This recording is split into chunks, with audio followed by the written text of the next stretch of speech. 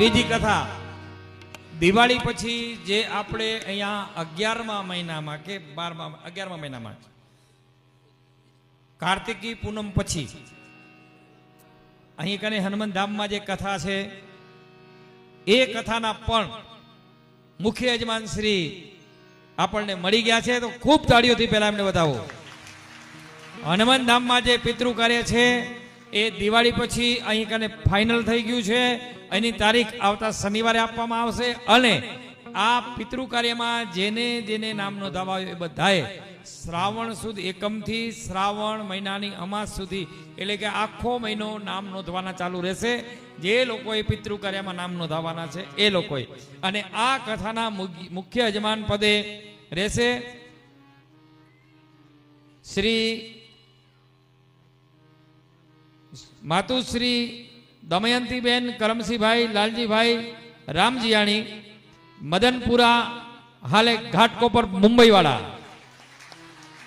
હસ્તે ચીમનભાઈ કરમસિંહભાઈ રામજીયાણી તેમજ બીજા મુખ્ય યજમાન એમની સાથે સહયજમાન છે માતુશ્રી લક્ષ્મીબેન લાધારામ હરજીવનભાઈ વાસાણી, મદનપુરા, હાલે ઘાટકોપર, મુંબઈ વાળા તરફથી.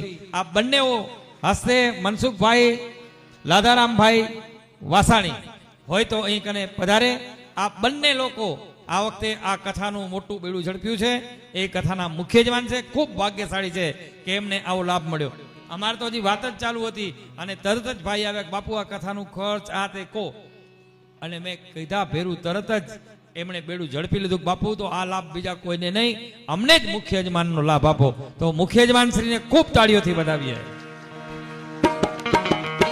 શ્રી કૃષ્ણ ગોવિંદ હરે મુરારી, શ્રી કૃષ્ણ ગોવિંદ હરે મુરારી.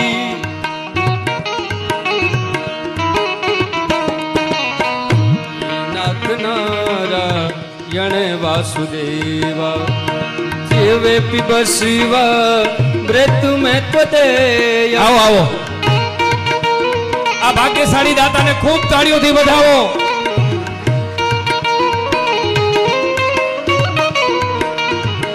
ગોવિંદ દામો દર માધવેતી ગોવિંદ.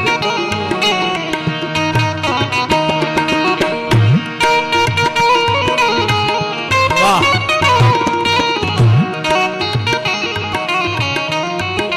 ખૂબ તાળીઓથી વધાવીએ. દિવાળી પછીની જે શ્રીમદ ભાગવત કથા અને પિતૃ કાર્ય એના મુખ્ય યજમાન શ્રી ખૂબ ભાગ્યશાળી દાતાને જોરદાર તાળીઓથી વધાવો. કે આ મુખ્ય દાતા બનવું એ પણ એક ભગવાનની કૃપા હોય, પિતૃની કૃપા હોય તો જ બની શકાય છે. જય સિયારામ.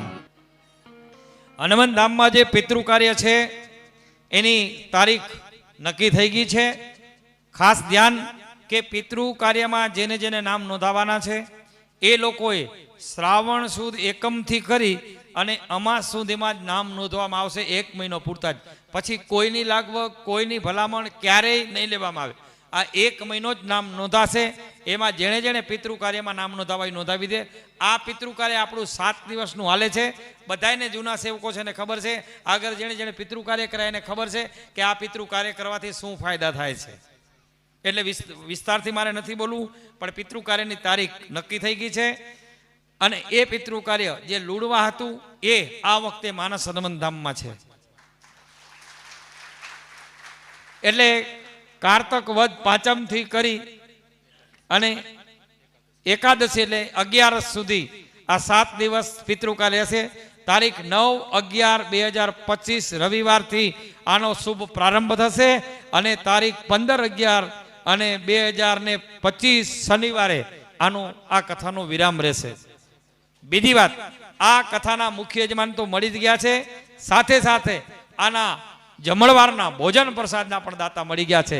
એને ખૂબ તાળીઓથી વધાવીએ. પહેલા એમણે રૂપિયા 1,11,152 અને તમે બધાય બોલજો 52 કરે. હજી ઓછો અવાજ આવ્યો, એકવાર બોલો 52 કરે.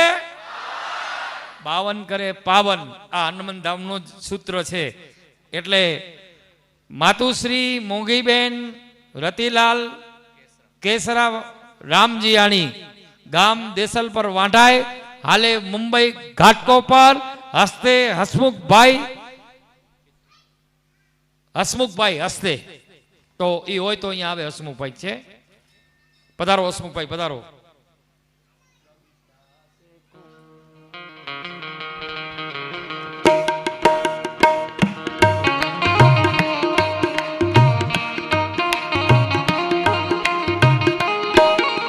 आओ पधारो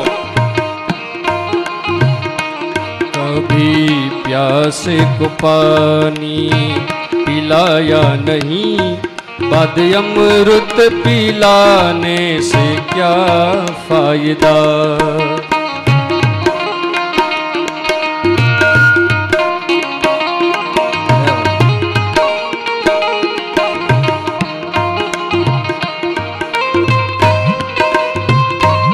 સાહેબ પોતાની માતુશ્રીની કેટલી યાદ એના માતુશ્રી પાછળ એમણે 1,11,152 જે કથા અહીંયા 7 દિવસ પિતૃકાર્ય થવાનું છે એના ભોજન પ્રસાદમાં લખાવ્યા. ખૂબ આને તાળીઓથી વધાવો.